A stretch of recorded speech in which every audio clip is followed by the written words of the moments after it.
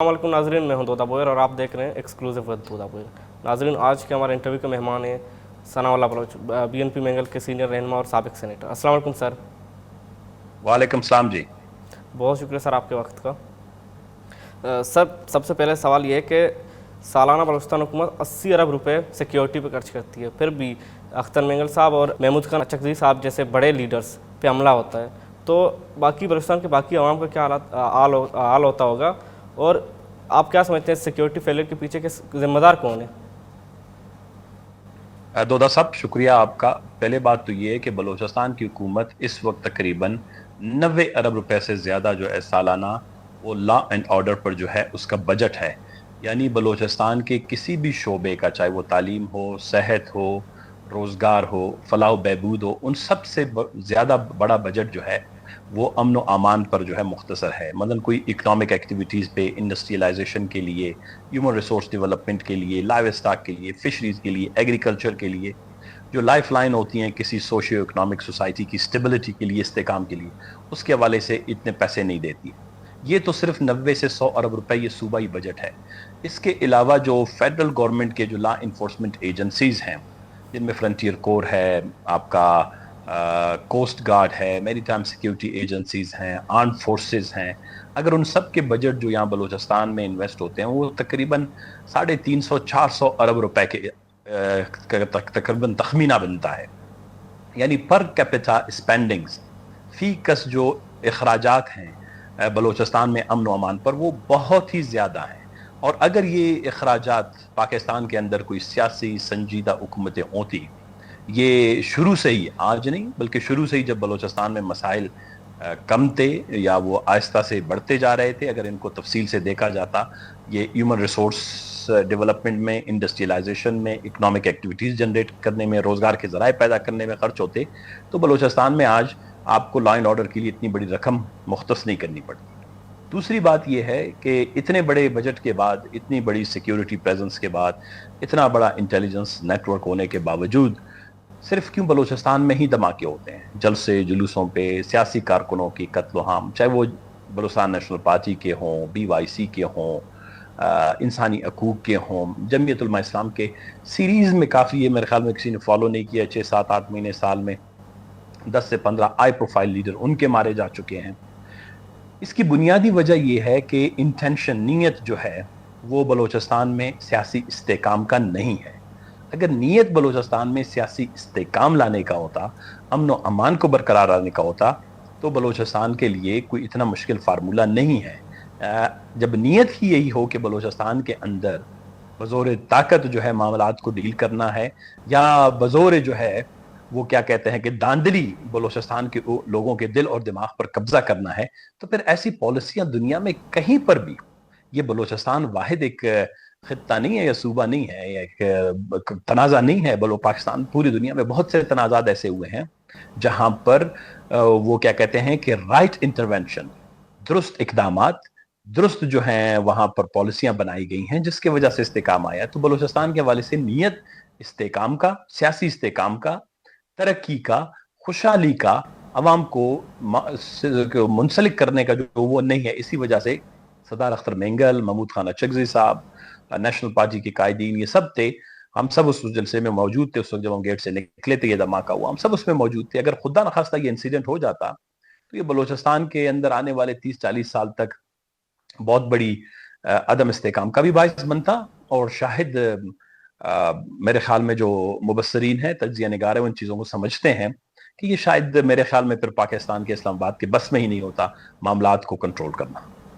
Sir, आप लोगों को पहले अलर्ट किया गया था कि सिक्योरिटी थ्रेट्स हैं, पर उसके बावजूद भी आप लोगों ने जलसा किया। अब देखें, अलर्ट पाकिस्तान में हर जगह पर है।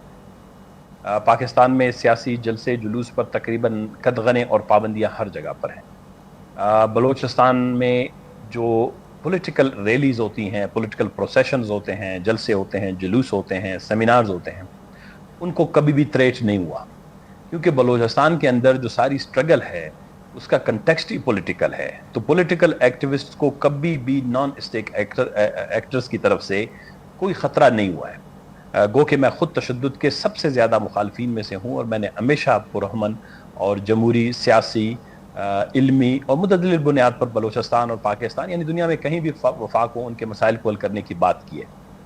تو یہ جو تھریٹ الرٹس جاری کیے جاتے ہیں، حکومت کو ہمیشہ یہ خطرہ رہتا ہے، کیونکہ جو حکومت جائزیت سے محروم ہو، لیجٹمیسی سے محروم ہو، تو اس کو ہمیشہ یہ خطرہ رہتا ہے کہ کوئی بھی گروہ، کوئی پارٹی، کوئی جماعت، کوئی اتحاد جو ہے، اگر وہ 2-4 ہزار 10 ہزار لوگ جمع کر لیتا ہے، وہاں پر جو اسپیچز ہوتی ہیں آج کل سوشل میڈیا پہ کافی وائرل بھی ہو جاتی ہیں، سن دی جاتی ہیں، تو شاید جو ہمارے کرتوت ہیں، ہمارے کارنامے ہیں، وہ عوام کے سامنے آئیں گے اور ہم اپنی جو لیجٹمیسی پہلے سے ہی موجود نہیں ہے اور بھی لوگوں کی نظروں میں ہم گر جائیں گے۔ تو اس طرح کے تھریٹ وہ الرٹ جاری کرتے رہتے ہیں، اور اگر سر تھریٹ الرٹ جاری بھی کیا گیا تھا تو میں تھوڑا سا جی اضافہ کر دوں، اور اگر جی تھریٹ جی جی الرٹ جاری بھی کیا گیا تھا تو میں یہی کہہ رہا ہوں کہ جس صوبے میں 300، 350، 400 ارب روپے سیکیورٹی مینٹیننس پہ، اس اپنا امن و امان کو برقرار رکھنے پہ وفاق اور صوبہ دونوں خرچ کرتے ہیں، تو پھر ایک 100 بائی 100 فٹ کے جو ہے گراؤنڈ میں امن و امان کو برقرار رکھنا یہ حکومت کی ذمہ داری تھی، کیونکہ جو تقریر اور تحریر ہے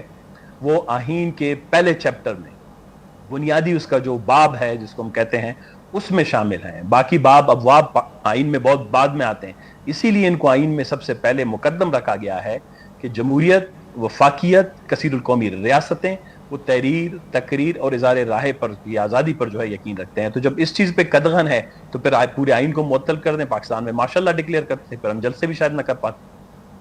سر شروع میں جب مہارنگ بلوچ اور BYC کے ممبرز گرفتار ہوئے تو BNP مینگل نے بہت شور شرابہ کیا، لیکن اتنے دن ہو گئے، اتنے ہفتے ہو گئے، مہارنگ بلوچ اور BYC کے ممبر اب بھی جیل میں، لیکن اب آپ لوگ آواز اٹھاتے ہوئے نظر نہیں آتے۔ کیا یہ صرف پولیٹیکل اسٹنٹ تھا شروع میں؟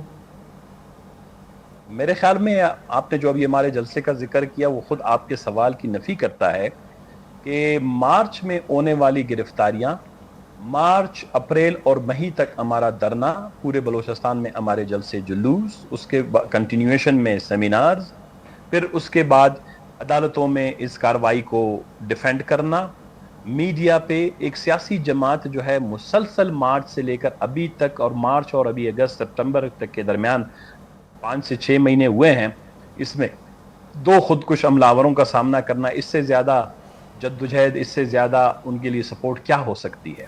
ہم ایک سیاسی اور جمہوری پارٹی ہیں، ہماری کیپیسٹی، ہماری جتنی صلاحیت ہے، استعداد ہے، اس کے مطابق ہم نے ہر فورم پر، ہر جگہ پر جو ہے ان کے لیے یہ جدوجہد جاری رکھی ہے اور رکھیں گے۔ اس لیے نہیں کہ وہ صرف بلوچ ہیں، بلکہ ہم پورے پاکستان میں، پوری دنیا میں جہاں پر بھی مظلوموں پر کوئی ظلم ہوتا ہے، جہاں ماورائے عدالت، ماورائے آئین گرفتاریاں اور زیادتیاں ہوتی ہیں، ان کو ہم نے ہمیشہ ان کی مخالفت کی ہے اور اس کے لیے ہم نے جدوجہد کرتے رہیں گے۔ اور یہ جو سب کچھ ہمارے ساتھ ہو رہا ہے یہ اسی کا تسلسل ہے، اس کو لہذا آپ اس کنٹیکسٹ میں آپ کو دیکھنا ہوگا۔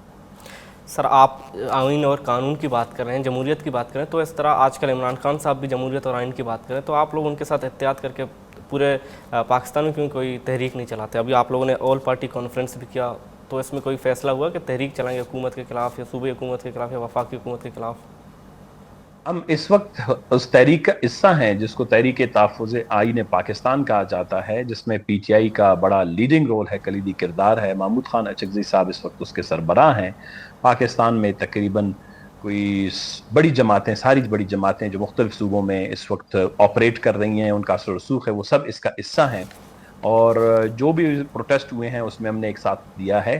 ابھی جب یہ جلسہ بھی تھا تو اس میں بھی اسی لیے PTI، نیشنل پارٹی، پشتونخوا ملی عوامی پارٹی، یہ تحریک تحفظ آئین پاکستان کے جتنے جو شامل جماعتیں ہیں انہوں نے اس میں حصہ لیا۔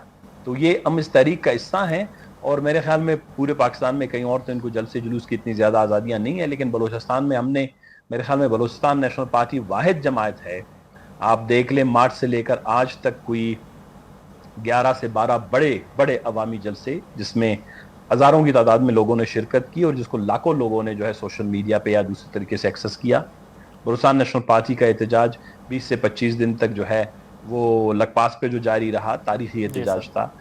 باقی دیگر معاملات میں تو ہم اس تحریک کا حصہ ہیں، اور کیونکہ بڑی جماعتیں اس ملک میں اگر وہ اس تحریک کو آگے بڑھانا چاہتی ہیں، بلوچستان نیشنل پارٹی نے ہمیشہ ساتھ دیا اور ہم ساتھ دیں گے۔ سر آپ کیا سمجھتے ہیں کہ ابھی جو بلوچستان اسمبلی میں بیٹھے لوگ ہیں، کیا مکمل اختیار ان کے پاس ہے بلوچستان کو چلانے کا، یا بلوچستان کو کہیں اور سے چلایا جا رہا ہے؟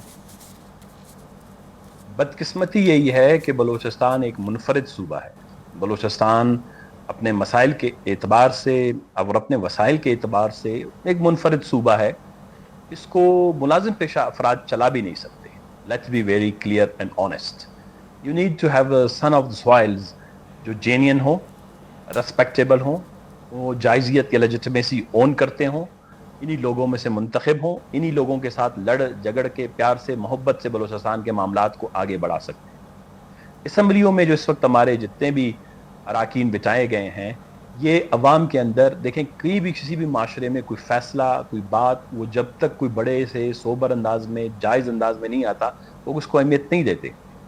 तो मौजूदा सूबा असम्बली के किसी भी फैसले की, इन अराकीन की डिबेट्स की, डिस्कशन की, आप देख लें, कोई पब्लिक पजीराई नहीं है, कोई जानता नहीं है इनको, कोई सुनता नहीं है इनको, कोई इनके किसी भी कानून साजी को भी सीरियस नहीं लेता।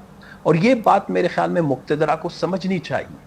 मैंने हमेशा ये बात की है और अभी दोबारा इसको दोहराऊंगा कि जो मुलाजिम पेशा लोग होते हैं, जो पर्टिकुलरली मुक्तदरा और इस्टेब्लिशमेंट है, वो यहाँ पे आते हैं, वो एक सिक्योरिटी सेंट्रिक अप्रोच के साथ आते हैं।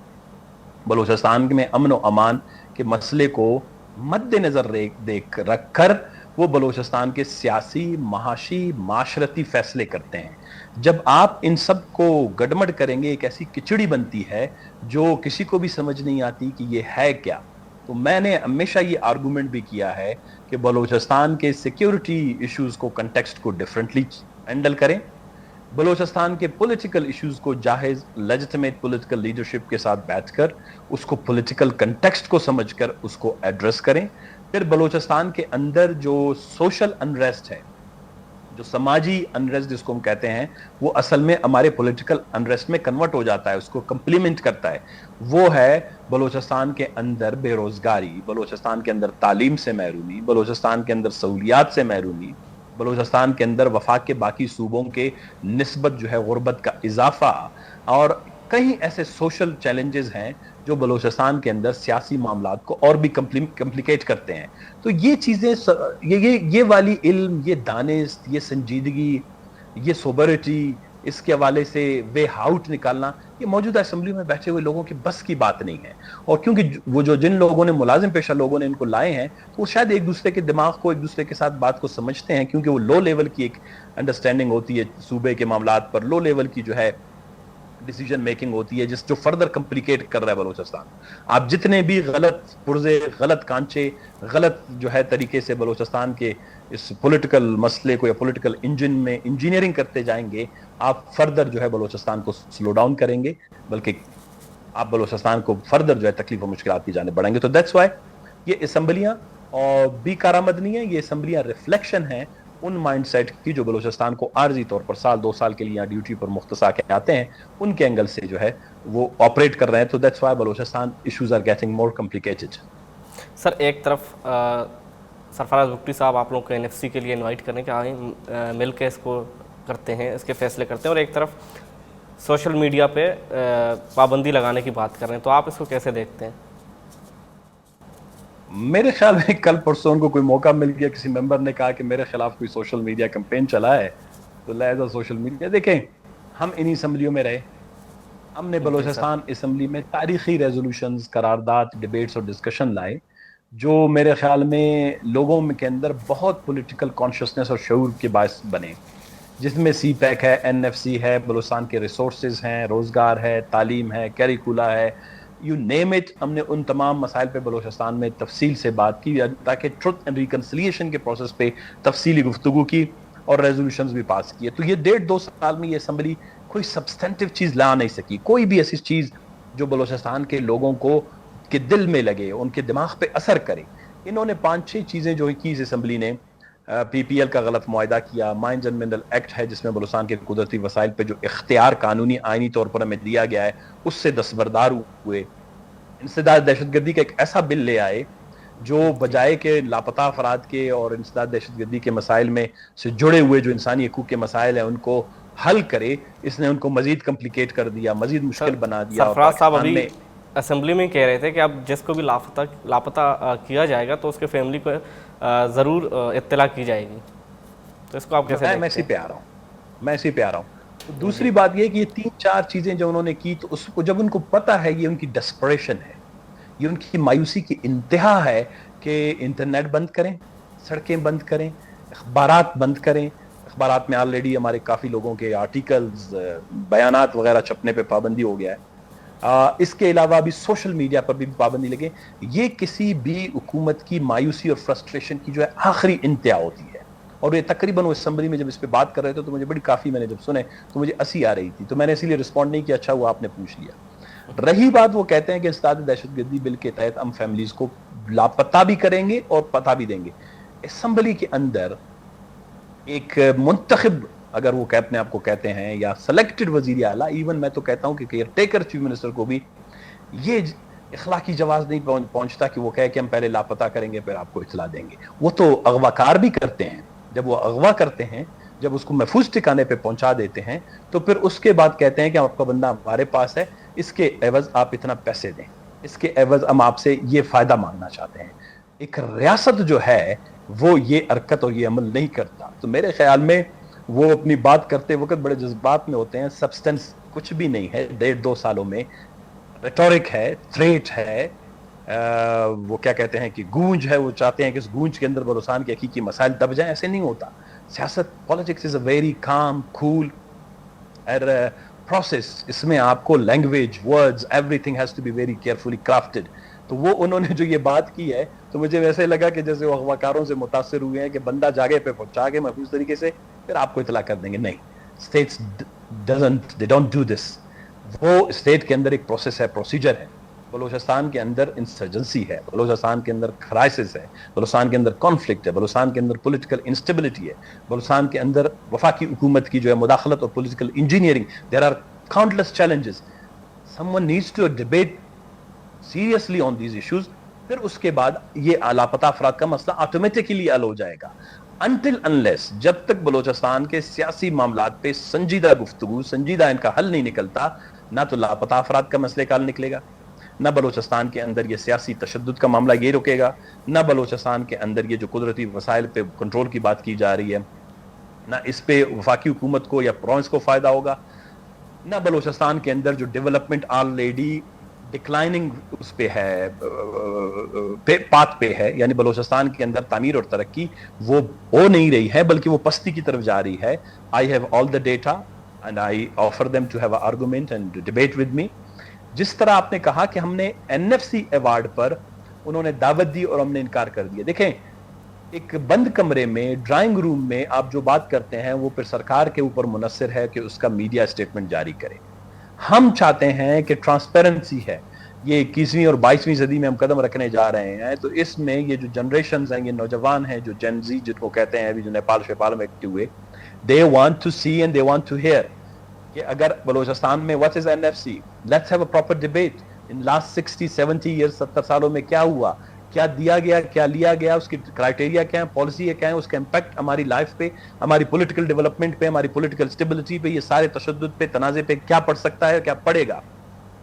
इसी तरह माइंस एंड मिनरल के हवाले से उन्होंने खुद कहा कि मैं मनाजरा करूंगा। मैंने तो नहीं कहा, मैंने टीवी डिस्कशन में चैलेंज किया कि ये सारे गलत हुए हैं, ये बलूचिस्तान के मफादात को, ये पहली हुकूमत है बलूचिस्तान के इख्तियारात देता है, फिर उसके ऊपर भी एक सेरेमनी करता है, यानी उसके लिए भी एक तकरीब करता है। ये पहली हुकूमत है जो अपने वसाइल किसी को देता है उस पर तकरीब करता है। लेने वाले पे तो तकरीब हो सकती है कि यार हमें कुछ मिला है। पीपीएल जो दे के बलूचिस्तान के 2-3 हजार अरब रुपए जो है से महरूम करके, उसके लिए भी वहां चरगे क्वेटा से जो है मंगवाए गए, डेरा बुक्की में तकरीब मुनक्कद की गई। दिस इज ये जो नॉनसेंस की या पॉलिटिकल उसकी तो इंतहा है। अब मैं इनके करप्शन के गिनवाऊं कि हर डिस्ट्रिक्ट में 30-40-20 अरब रुपए के जाली प्रोजेक्ट डाल के जिस तरह लूटमार हो रही है, इसीलिए वो डिबेट से, मनाजरे से, ओपन डिस्कशन से घबराते हैं। ये टाइम है कि बलूचिस्तान के तनाजे में लोगों को to divert them from gun to arguments to words to book, we need to have a transparent political system जिसमें लोग इंक्लूसिविटी हो, लोग महसूस करें, लोग देखें, सुने और समझने की कोशिश करें और उसका हिस्सा बने। इसके बगैर जो है, इसीलिए मेरे ख्याल वो मुसलसल इनकार करते हैं कि नहीं जी ड्राइंग रूम में जो है आके मशावरत करें। तो मेरे ख्याल में बलूचिस्तान नेशनल पार्टी इस पर यकीन नहीं रखती। सर, आप बलूचिस्तान के वसाइल की बात करें तो अब चाइना के बाद अमेरिका भी बलूचिस्तान में इन्वेस्ट करना चाह रहा है और अब $500 मिलियन का एग्रीमेंट भी हुआ है। تو کیا سمجھتے ہیں آپ اس سے بلوچستان کی سیاست اور معیشت پر کیا اثر ہوگا؟ دیکھیں بلوچستان جتنا بھی اوپن ہب ہوگا بلوچستان کے لیے نقصان نہیں ہے، فائدہ ہے. لیکن اگر کوئی جائز طریقے سے کوئی انسان جو دنیا کے اندر مسلمہ اصول ہیں، پرٹیکولرلی جو نیچرل ریسورسز کے حوالے سے جو ٹرانسپیرنسی کے رولز ہیں، لاز ہیں، یونائٹڈ نیشنز کے ہیں، مختلف اداروں کے ہیں، اگر کوئی ان کو اپلائی کر کے بلوچستان کے وسائل پر بلوچستان کے عوام کی حق کی ملکیت اور حق حاکمیت کو تسلیم کر کے کرتا ہے، اس پہ ہمیں کوئی اعتراض نہیں ہے. سر کیا لیکن اگر کوئی یہ سمجھتا ہے کہ تو یہ معاہدہ کرنے سے پہلے بلوچستان حکومت کو اطلاع کی گئی تھی کیا یہاں پر اسلام آباد سے ہی معاہدہ کر کے بات ختم کی گئی؟ میں آپ کو تکلیف دوں گا کہ آپ کی جو میری ڈسکشن کر رہے ہیں وہ تصویر انسرٹ کریں جس میں USSM United state strategic methods کے ساتھ جو معاہدہ سائن ہوا، اس میں آپ اس میری گفتگو کے ساتھ بلوچستان کے کسی ایک شخص کے دائرے پہ جو ہے وہ لکیر دے کے بتائیں مجھے، پھر آپ کو اندازہ ہو جائے گا کہ بلوچستان کی پارٹیسپیشن اس میں کتنی. There is not a single dummy even representation from Balochistan. تو یہ بلوچستان اس میں شامل نہیں تھا. بلوچستان ریکو دک کے حوالے سے جو معاملے میں اس میں شامل نہیں ہے. بلوچستان میں مائنز اور منرل کے حوالے سے، معدنیات کے حوالے سے جتنے فیصلے ہیں بلوچستان ان میں شامل نہیں ہے. اور یہ میرے خیال میں جتنے بھی معاہدات ہوئے ہیں ان کی لیجٹمیسی، جائزیت عوامی سطح پر نہیں ہے. دیکھیں اسی لیے ان سب کو مشکلات درپیش آئیں گی. عوام احتجاج کریں، عوام عدالتوں میں جائیں، عوام جلسے جلوس کریں، جو عوام ہم جمہوری انداز میں کر سکتے ہیں ہم وہ ضرور کریں گے. اور کیونکہ اس میں بلوچستان کے لوگوں کی پارٹیسپیشن، ان کی رائے، ان کی خواہش اور ان کی شراکت داری جو ہے اس میں بالکل شامل ہے. سر اگین آپ کو کاٹوں کہ سرفراز صاحب نے کہا کہ بلوچستان کے منرلس اینڈ مائنز کا فیصلہ اسمبلی میں ہوگا، عدالت میں نہیں. عدالتیں بھی ویسے 26ویں آئینی ترمیم کے بعد اتنی وہ کیا کہتے ہیں کہ طاقتور، اتنی آزاد اور اتنی جو ہے وہ کیا کہتے ہیں کہ افیکٹو یا اثر انداز نہیں ہمارے معاشرے میں ہونا چاہیے تھا. کیونکہ بلوچستان کے اندر لوگوں کی امیدیں اسمبلیوں سے، حکومت سے، مقتدرہ سے، سب سے اگر ختم ہو گئی ہیں تو یہ رائٹ ٹائم ہے کہ عدالتیں اپنے آپ کو اسرٹ کرتی ہیں، اپنا ایک تھوڑا سا طاقت اور اختیار دکھاتے ہیں کہ جی نہیں بالکل غیر قانونی، غیر انسانی، غیر اصولی جو ہے چیزوں کو ہم کسی طریقے سے تسلیم نہیں کریں گے. لیکن پھر بھی ان کو یہ ڈر ہے کیونکہ اسمبلی اس وقت جو بلوچستان ہائی کورٹ میں تقریباً بلوچستان کی تمام سیاسی جماعتیں بشمول وہ سیاسی جماعتیں جن کی تھوڑی بہت ریپرزنٹیشن اسمبلی میں ہے، جنہوں نے غلطی سے یا ان کو بیلا پسلا کے، ڈرا کے، دمکا کے، لالچ دے کے، I don't know what was the matter, ان سے یہ mines and mineral act pass کر گیا. وہ پارٹیاں ساری جو ہیں وہ پہنچ گئی ہیں عدالت کے جی ہمارے ساتھ دھوکا ہوا ہے. اسی لیے وہ ان کو یہ ڈر ہے کہ اگر عدالت نے اس پہ اوپر کوئی اس طرح کا فیصلہ کیا، کیونکہ اس میں گنجائش بہت ہے، وہ سارا کیس ہم نے بنایا پڑھا ہے، تو اس میں گنجائش بہت ہے کہ عدالت اس میں ضرور بلوچستان کے عوام کو ریلیف دے گا. اسی لیے وہ چاہ رہے ہیں کہ دوبارہ اسمبلی. اب اسمبلی کون سی ہے؟ اسمبلی وہ جو پیسوں سے خریدی گئی، اسمبلی وہ جو گملے میں اگائے ہوئے لیڈرشپ کے اوپر ہے، اسمبلی وہ جس سے سیاسی جماعتوں کو، سیاسی نمائندوں کو، عوامی نمائندوں کو محروم رکھا گیا. اس کو تو اسمبلی نہیں کہہ سکتے. اسمبلی انگریزی کا لفظ ہے. اوریجنلی اس کا کنسیپٹ ہمارے کلچر میں، ہمارے پولیٹیکل ڈیولپمنٹ میں جس طرح جرگہ ہے، آپ جب تک جرگے میں آپ اگر من پسند افراد بٹھاتے ہیں وہ فیصلہ لیجٹمیسی اس کی جائزیت نہیں ہوتی. لیکن ہمارے ایسے فیصلے ہیں جو 600 سال سے کوئی ان کو توڑ نہیں پا رہا. وہ اس لیے توڑ نہیں پاتا کہ اس وقت جرگے میں جائز، منتخب اور لوگوں کے جو ہے وہ مرضی اور منشا کے نمائندے ہوتے تھے، جا کے فیصلے کرتے. تو لوگوں نے ہزاروں ایکڑ زمینوں کی خون کے فیصلے کیے، قومی فیصلے کیے، سرحدات کے فیصلے کیے. لوگ آج تک ان کو کیوں انٹیکٹ ہیں. تو کوئی بھی فیصلہ انٹیکٹ اسی وقت ہوتا ہے جب اس میں جائزیت ہو. تو یہ اسمبلی 10 دفعہ مائنز اینڈ منرل بل کو جو ہے وہ اپروو کرے، اوپر نیچے کرے، ان کے لیے لوگوں کے دل میں وہ محبت، وہ ایکسیپٹنس نہیں ہے، وہ قبولیت نہیں ہے. سر سپوز کریں آپ کو اور آپ کے پارٹی کو ابھی آفر کیا جائے کہ آپ آئیں بلوچستان کے مسائل حل کریں، تو آپ کو کتنے دن لگیں گے ان مسائل کو حل کرنے میں بلوچستان کے؟ یہ قوت ہے کون جو آفر کرتا ہے؟ اول تو یہ ہے کہ یہ اختیار اور یہ قوت اور یہ طاقت بلوچستان کے عوام کے پاس ہے. ہر وہ غریب جو پٹے پڑانے کپڑوں کے ساتھ ہے، جس کے پاؤں میں جوتے نہیں ہیں، جو تعلیم سے، صحت سے، روزگار سے، تجارت سے، آزادی سے چلنے پھرنے سے محروم ہے، یہ اختیار اس چرواہے کے پاس ہے، اس شخص کے پاس ہے کہ وہ یہ فیصلہ کرے کہ بلوچستان میں حکومت کس کی ہونی چاہیے. اور ہم وہ آزادی چاہتے ہیں. ہمیں وزارت اعلیٰ، وزارتیں اور حکومتیں نہیں چاہیے. ہمیں وہ آزادی چاہیے جب ایک چرواہا جو ہے وہ جب اپنی بھیڑ بکریاں چھوڑ کر پولنگ بوتھ پہ جاتا ہے تو اس کو 100% یقین ہو کہ میرا دیا ہوا ووٹ اس کو کوئی جوتے والا، اس کو کوئی وردی والا، اس کو کوئی طاقتور طبقہ جو ہے وہ تبدیل نہیں کرے گا. جو وہ فیصلہ کرے گا وہ وزیر اعلیٰ لائے گا. میں آپ کو الفیہ بتاؤں گا، امن تو اپنی جگہ ہے، ہم بلوچستان کو دنیا کے امیر ترین خطے میں بھی تبدیل کرتے لا سکتے ہیں. یہ جو دوسرے آفر کرتے ہیں نا، یہی تو مسئلہ ہے. وہ جب آفر کرتے ہیں وہ کنڈیشنلی آفر کرتے ہیں. ان کی کنڈیشنز جو ہیں وہ ہمارے سماجی، سیاسی، معاشی، معاشرتی، آئینی، انسانی جو ہمارے مشائل مشکلات ہیں ان کے ساتھ ہم نہیں ہوتی. ابھی بھی تو یہ آفر والی حکومت آئی ہے، مثلا اس میں پیسے آفرز ہوئے ہیں، کروڑ روپے لوگوں نے دیے ہیں، وزارتیں جو ہیں بکتی ہیں. یہ تو آفر والی حکومت ہے. جب اس کا حال یہ ہے تو آپ ادھر فرشتوں کو بھی لے آئیں. وہ اگر آفر پہ اوپر یہاں پہ حکومت قائم ہو تو آپ دیکھیں فرشتے اس سے زیادہ ظلم اور جبر کریں گے ہمارے اوپر. کیونکہ جو آفر کی حکومتیں ہوتی ہیں وہ باقاعدہ ڈیزائن ہوتی ہیں پراپر ایک عمل کرنے کے لیے، لیکن جو عوامی، جمہوری اور منتخب حکومتیں ہوتی ہیں وہ عوام کی مرضی اور منشا کے مطابق پالیسیاں بناتی ہیں. وہ زیادہ اسٹیبل ہوتی ہیں، مستحکم ہوتی ہیں، لانگ ٹرم ہوتی ہیں. خوشحالی آتی ہے، امن آتا ہے، محبت آتی ہے، عزت آتا ہے، احترام آتا ہے. تو وہ چیزیں جو ہیں یہ ان چیزوں سے یہ ہماری مقتدر اور اسٹیبلشمنٹ وہ ماشاءاللہ ہے. سر ان حالات میں جو بلوچستان کے بلوچ لیڈرز ہیں ان کا کیا رول ہونا چاہیے کہ بلوچستان کو مزید ڈسٹرکشن سے بچایا جائے؟ بلوچستان کی لیڈرشپ نے، میں آپ کو الفیہ بتاؤں، ہم سب ہیں اس میں شامل ہیں، ہم اپنی جان پر کھیل کر مطلب خود کش حملے بلوچستان میں بیٹھ کر ان کا مقابلہ کرنا کوئی آسان بات نہیں ہے. ہم اپنی جان پہ کھیل کر اس وقت بارہا ہر فورم پہ جا کے کہہ رہے ہیں کہ بلوچستان کے مسئلے کا حل قانون میں، کتابوں میں، آئین میں، دنیا کے تمام اصول جو ہے وہ اپلائے ہوئے ہیں مختلف تنازعات پر، اس میں موجود ہے. خدا کے لیے اس کو حل کریں. ایک سیاسی جماعتیں یہی کر سکتی ہیں اور وہ سیاسی جماعتیں کر رہی ہیں کہ مزید تباہی، بربادی، خون خرابے سے بچا جا سکے. ہم سب متاثرین میں ہیں، کسی نہ کسی طریقے سے ہم ساری فیملیاں، ہمارے دوست، رشتہ دار، عزیز بھائی متاثرین میں سے. تو کوئی بھی یہ نہیں چاہے گا کہ خدا نخواستہ بلوچستان مزید تباہی اور بربادی کی طرف جائے. لیکن اس میں یہ ہے کہ جو دوسرا طاقتور طبقہ ہے اس کو بھی یہ میرے خیال میں حقیقت پسندی کا مظاہرہ کرنا چاہیے کہ 20 سال سے جو انہوں نے پالیسی بلوچستان سے متعلق بنائی وہ سسٹینیبل نہیں ہے، مستحکم نہیں ہے. جس کو کسی بھی چیز کو، چاہے وہ ڈیولپمنٹ ہو، پولیٹیکل اسٹریٹجی ہو، اگر اس میں سسٹینیبلٹی کا عنصر مسنگ ہے وہ پھر شارٹ ٹرم ہے، وہ کاسمیٹک ہے، وہ ایک فینٹیسی ہو سکتی ہے، وہ ریئلٹی نہیں ہے. تو جو ریئلٹی بیسڈ اپروچ ہے اس کے لیے میرے خیال میں بلوچستان کی پولیٹیکل پارٹیاں اپنا کردار ادا کر رہی ہیں.